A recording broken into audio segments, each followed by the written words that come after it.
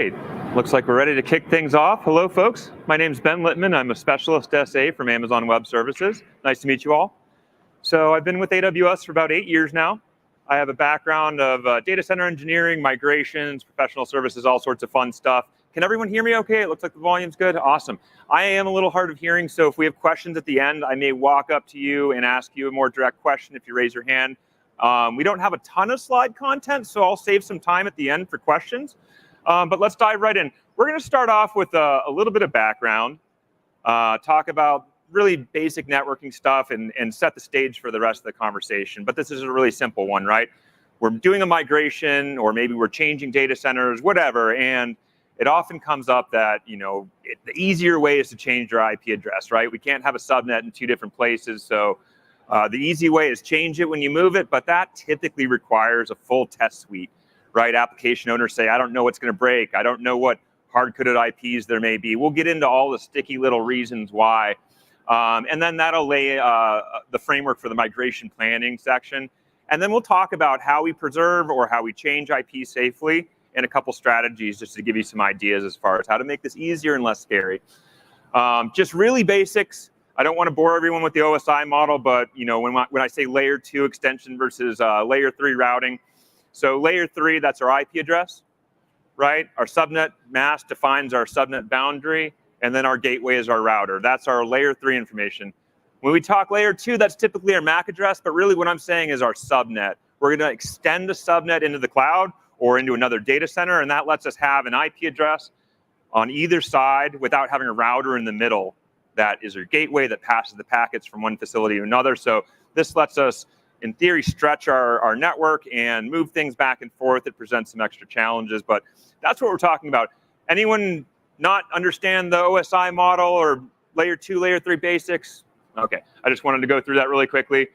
That is my Intel OUI, so a fun little tidbit. You can figure out what your network device is by the first few characters in your MAC address. All right, so distinguishing types of traffic, right? So it's important to think about our workloads from an external and an internal standpoint, right? When I say internal versus external, if I have a web server, my clients come into the web server from the outside typically, or maybe from your intranet or your LAN. Typically, they know about a DNS name. Ideally, you're talking about external traffic, and then there's a NAT, a network address translation on a firewall. Often that'll go to a load balancer VIP, and then to your actual server. So you can see in that case, the internal IP address of the web server isn't terribly important for external users, right? That's just a NAT rebuild and plumbing back into a load balancer VIP on the other side. So that one's easy. Internal traffic, that's where it's a little trickier, right? That web server might know about a file share, and maybe someone was troubleshooting and they punched in the IP address of the file share. It happens. You have a DNS problem or something weird like that, and you forget about it. Sometimes you just don't know that it was a bad decision, right? So there can be internal known IP addresses that you're going to have to deal with, and we don't always know where this happened. It could be in a database. It could be in code, compiled, the hard-coded IP, right? So that's one of the challenges. So most customers that I talk to when they're dealing with thousands of virtual machines are like, Ben, I really want to preserve all of my IP addresses. They wake up on the other side, and everyone knows, you know, the IP addresses they had, right? Then we just rebuild our NATs and our load balancer VIPs, and everything's good. All right, so what can break? Layer 2 stretching helps because, like we said, you control your IP. It's the same thing as it was before. Sometimes you have dependencies on layer 2, right? So if we're moving to the cloud, for example, in AWS, ARP doesn't exist. We listen to an ARP and we kind of do our magic on the back end. There's really no layer 2. So you may have other layer 2 dependencies to worry about. Other issues with our VMware Cloud and AWS service, for example, we couldn't stack MAC addresses behind a single connection, right? So there was no MAC masquerade. So there were some issues having like load balancer devices and things like that. You just have to know what your new migration target is going to support and understand what some of these restrictions might be. There's some other specific stuff that you may have in your original data center that you have to think about, right? You know, web content caching for security, policy-based routing. If we're doing spans to like record network traffic, things like that. There's all sorts of funky stuff that you may not think about, but that may exist in your source data center. So this conversation's a little wider than just what's my IP address and can I change it? There may be specialized firewall functionality. I've had customers say, Ben, every east-west packet within a subnet has to go through a security filter. And I'm like, okay, that's a really special thing we're going to have to build into your far side, or you're going to have to do that differently. Multicast, sometimes you have limitations in IGMP multicast support, for example, or if you're doing Pixie boot for OS imaging and then you land and all of a sudden you're like, no, just kidding, you can't do that. Another one we deal with AWS is in the cloud. Sometimes you don't have the same packets per second or throughput that you'd expect on a 10G NIC in your data center. You may not be able to support 5 million packets per second or something like that, right? Single flow limits is another one. Certain specific single flows within AWS are restricted to a 5 gig limit. So all of this goes into this landscape of I'm moving from one network environment to another, and then what do I have to think about to make sure this goes smoothly? And then the big thing really here is reach back, right? When we migrate, we're going to talk about migration waves. You know, if you want to just keep all the IP addresses, collapse that network, the whole /24 or whatever you have, and move all of those 250 some odd systems, and then route that network when they land as part of your, all right, we're bringing everything back on script, right? But what if something's left behind? You've got a central file share that's in the same subnet as your migration wave. You don't want to break that, but you still need to reach back to it. There's all sorts of things that may present reach back challenges. So if you preserve IPs, that's why we stretch, is so you can reach back and talk to all those things that were left behind. And really, when we get into the migration planning, you'll see that's what lets you not be planning waves around subnet boundaries, which usually isn't ideal. And sometimes it's just they're going to move, but not yet, right? Maybe we'll do test and QA first, and then those application groups will do prod and move those. So that gives you a little bit of freedom. So when we talk about migration planning, it's important to know what your inventory analysis is. Are there outliers, file shares, mainframes, physical servers that are going to be left behind, out of scope systems that when the data center is gone, those just are not relevant and they retire? Maybe a monitoring system or something like that, that you're going to do it differently on the far side. Challenges, raw device map volumes, special storage dependencies and things like that. It's all part of your analysis when you're like, what is all this stuff and what's going to break when we move this group of servers somewhere else? And that helps you get into the wave planning. Really, to make this successful, you need to have a partnership with the application teams. Someone like me from an IT infrastructure group can come in and do application mapping, dependency analysis all day long. If the teams don't see what we're moving when and they're ready to do their testing and understand that it's not a critical window for them that you're moving these in, that can cause problems, right? So it's the people in the process, honestly, that's a lot of this challenge. Technically, we can just move stuff, light it up, fix routing. Ideally, we don't break things when we migrate, right? That's how we earn trust with our business unit colleagues. I'm going to move this. It's not going to be bad. We're going to figure it all out. We'll do it some thorough planning. Maybe we'll preserve IPs. Maybe we'll change them safely. That helps you, set yourself up for migration success. Another thing that often is an afterthought is DNS TTLs, right? When we do change IPs, our DNS might have a long TTL by default, so we can shorten that down so that our DNS doesn't cache that old IP address for too long. Zero trust is a big one, right? When you're in highly regulated industries like banking, someone may know about one IP address on the outside of your firewall and just trust that /32 entry. I've seen, if you're talking to like First Data or someone where you're, FTPing transaction clearance or something like that, they may just trust your firewall IP. And in situations like that, that provider might have change control where they can't change their firewall outside of certain windows or without a certain amount of warning. So that's another one to look out for. And then obviously the networking, we talked about that. How much bandwidth is it going to take to push the bits across the wire wherever you're going? And then your just firewall topology, right? Are there zones that have firewall zones within your data center? Management versus databases versus prod, non-prod, internal, wireless. There's all sorts of different zones we might carve up with different security requirements between them. And then things like microsegmentation, your border firewall. There's just a lot of analysis that goes into doing this well without breaking things, right? Let's talk about different ways, right? So changing prior to the migration is one of the easiest ways to do this. So what I used to do is I would carve out a brand new subnet that nothing is in, and it was fungible. I could delete this, I could stand it up, it was fine, right? And you would take a machine and you would just drop it over the router, right, into a different subnet. I'm going to take my domain controller, my database server, my application server, whatever it is, and intentionally change it before the migration. Things may break, and then if it's something you can't straighten out within your window, you can always move it back, right? So this gives you the ability to one by one take all of your servers in that candidate migration wave, change them all while it's safe in a change window, and then the next week you go and do your cutover, and now you could collapse that subnet and keep all these IP addresses, but now you know what broke, right? So you could just change it again. Maybe the far side doesn't fit with your routing schema and the CIDR map that you want to maintain, right? So maybe we don't want to move this subnet to our new facility because there's 10x over here and 192.168 over there, whatever it may be. So this gives you that freedom to say, hey, I found the problems ahead of time, and now I can either make that a portable subnet, or I can just change them again and I know what broke, right? So that gives us that time to inspect in a safe time when we're ready to we're not moving anything, we're just making sure nothing broke. And do plenty of application testing, right? I mentioned wave by wave migration. That's probably the easiest way to do it, is just to say, hey, every subnet boundary is a migration wave. Usually that's not desirable, but I mean, that's a way to do it, right? Then our first step after all the bits are synced is kill the route over here. You can make that a disconnected subnet and don't route it into your WAN or just delete it. And then create the subnet on the far side.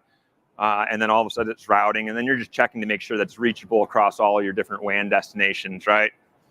So that's probably the easiest thing, but honestly, I don't actually run into that many customers that do that because they want to dictate their migration waves based on whatever order makes sense to them. Usually it's a handful of low-risk apps, test dev, then the same ones in prod, and then we move down the line to the scarier stuff. But that's probably the easiest way out.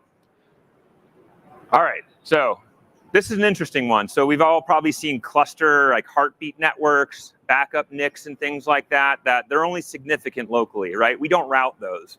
Those are just for cluster nodes A and B to talk to each other to make sure they've got quorum, right? So that could be your old IP address. Just bind a new NIC, kill the default gateway on the one that has an IP conflict, and then when you move those systems, it's not routed.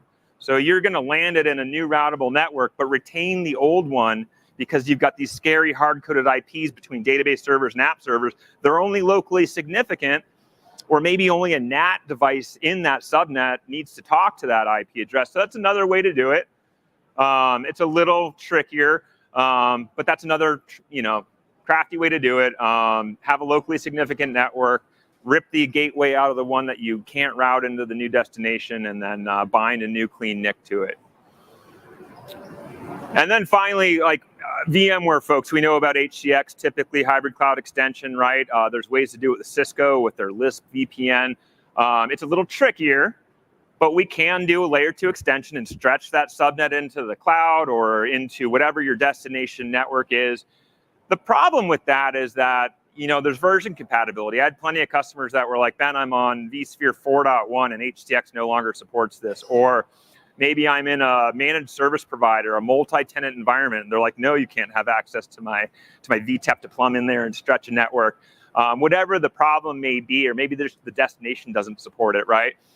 So that really is the easy button. It's a little more front-loaded technically, getting that extension set up. Interestingly enough, there is another use case to this outside of migrations. I just want to do a quick time check. So it's not just for migrations, but for DR, right? This one doesn't come up all the time, but if you have DR to another facility, and maybe your storage array for a really critical system goes down, and that's the only system that went down on prod, now you have a decision of, do we heal this thing and we're down until we fix it? Or do we just bring this web app stack, the CRM, whatever it is, up in our DR facility? If we bring it up and it has its old IP addresses, all right, step one is change all the IPs. And then we're back to that scary problem of, we just had a disaster, we're down. Now we have to change IPs on all these critical systems that we just component level recovered in DR. So that's the other sneaky use case for layer 2 extension, is we can just bring that one application set up and it talks back to everything that was on the other side. So That is a really important feature if you need component level DR. So when I'm talking DR with customers, I'm like, hey, is monolithic all or one DR okay? That's a lot easier. If we need component level DR, there's other ways, things we have to think about. Maybe we just say, okay, we'll bring it over with the IP address and then we'll NAT into it, or we'll have a jump box and we'll do stuff that afterwards. So there's other ways around that, but that's usually kind of what we're dealing with. And those are the 4 ways I worked through this. All right, so that was really quick and fast. I'm sure people have questions. Has anyone run into this and you've had issues? Let me come on over. What's your question? How does this compare to, say, like virtualizing the original IP within the registry and host file? Yeah. Let's say a particular environment, in order to retain that old IP address, but move it to a new one that's supported. That's an interesting question. So virtualizing your IP, so you preserve your settings, and then when you come over to the far side, you can kind of rehydrate it. It's a good question. I don't know if that's buying you anything else. It kind of comes back in my mind to that same problem of who's talking to it. Is it locally significant? Are there external users? Are they coming through a NAT device? It's a good question. I need to think about that more, but it's interesting. Yeah, honestly, when I was in professional services, the first thing I would do is IP config all to the desktop, every machine. I would just PowerShell it through every machine that I'm migrating, and I would do list disks too. Because the last thing you want to say is, oh shoot, I have a bunch of uninitialized disks. Was that H or G, right? What was my DNS setting? What was my router? Did I have any weird options set in my IP configuration? So it's a great question. I need to think about that more though. Any other questions? That was good. Anyone else? I have t-shirt tokens to give out. So you mentioned like something like HCX where you stretch the layer in Yeah. a DR scenario, but is it true if like the site totally goes off, that second site with that stretch is failed as well? That's a good question. Yeah. So great question. DR, I've stretched the subnet, but the DR site went down. That's monolithic recovery. At that point, sure. I mean, you've already got the network up on the other side, and there's really nothing you care about on the reverse side, right? One thing I didn't really mention with L2E though is it does get a little strange because you can only have a router on one side or the other. So typically that's going to be on the source side. So then we've got an appliance that's basically listening for all that traffic on the extended side, and then it has to decide how to route to any other non-extended networks. That's really the dangerous part, right? So you lost your router, you lost your WAN, you don't care, everything's recovered, but now you have this HCX appliance or something that has to know how to talk to everything. So HCX has a feature called mobility optimized networking, which helps you get around the tromboning or the hairpinning problem there, or maybe that side's gone. So normally with L2E, what you're going to do is you're going to bounce down the WAN and then route to that adjacent subnet. You're going to hairpin out to the router and then back up your WAN. The mobility optimized networking gives you little /32 pinhole routes that let you permeate across into your adjacent subnets that are native to that recovery site. So it's a great consideration. Maybe your decision at that point is break the extension and then fully route that from the DR side and then pick up the pieces when prod's back up. But it's a great question. Any other questions? Yeah. From an infrastructure perspective, how do you convince your networking team to go for this stretched network? Yeah. From an infrastructure perspective, how do you win over the networking team that says this is a terrible idea, it's scary, I don't like it? I'm not into like bullying people. I really like to out the requirements and all of the scenarios, and then bring all the owners in and say, hey, the network folks have some legitimate concerns. This may make our network more fragile or slow or difficult to support or expensive, whatever the concerns are on that side. And then the business has to have a vote too, to say, hey, you've got stakeholders over here, networking and infrastructure, we're all teams that support the businesses, that support the end users. So I think really the strategy is when you get everyone to the table and figure out what the stakes are, you can help rationalize through those decisions, because maybe the network folks have seen some sharp edges that they're just trying to warn you about, and that's totally fair and legitimate too. No, great question. Anything else? I think we have a little bit of time. Yeah, we've got a couple around the corner here. Are there any considerations that you've encountered when you're migrating to a new platform and changing the processor type of the underlying? Oh, sure. Yeah, good question. Changing the processor type. We're all familiar with the virtual compatibility processor mode on VMware that lets you hide different processors so you can move, you can lower the compatibility to the least, compatible level that you have in your cluster if you're migrating one cluster to another. But it's a great question. Honestly, yeah, when you're changing processor types, or maybe you're going Intel to AMD, or you're going to a radically different kind of, really, really old, Cascade Lake to, Sapphire Rapids or something, I would test, because you can always sandbox test. Grab a prod workload, replicate it like you're going to migrate, but bring it up in a bubble. Bubble test it, bastion or dump box your way in, and then test it and see if anything breaks. It's a great question. And there's no substitute for testing, especially when it comes to, old finicky apps like, a modern application. You can move it around from one processor to another. Hopefully it's going to be fine. But even databases, right? Like a database just may perform differently on a new processor type, and it may not be different for the best. No, it's a great question. We're about to do a data center migration just geographically, and the project planners are worried about doing VLAN-centric migrations where you move everything on one VLAN because they don't want it stretched across the PCI too long. Is that a real fear of leaving it stretched for a while you migrate? Okay, great question. So I'm a little opinionated in that. So I'm on the cautious network guy side of things a little bit here. But the question was, you're doing a migration. Some folks are saying VLAN by VLAN, but you can stretch, and there's some hesitance. What's the downside of extension? What's the risk? I would want to make sure that the technology you're using is HA. What happens if one of those appliances fails, it blips, there's a configuration problem? Can you rebuild it quickly, or does it have a hot fail kind of component to it? If it's single threaded and it's slightly risky, I would leave it up for a short period of time, as short as possible. And there may be unknown performance issues or WAN cost considerations, right? Because if we're hairpinning back on-prem and sending packets each direction for no good reason other than we left an extension up. So my opinion is, for migrations, leave it up as short as possible. For DR, it has to be up. But be judicious with it. Any other questions? Great questions. Yeah, 5 minutes left. I've got a couple more minutes. Otherwise, thank you so much. It was really interactive, and I appreciate your attention. Come see me afterwards if you have any other questions. Thank you so much, folks.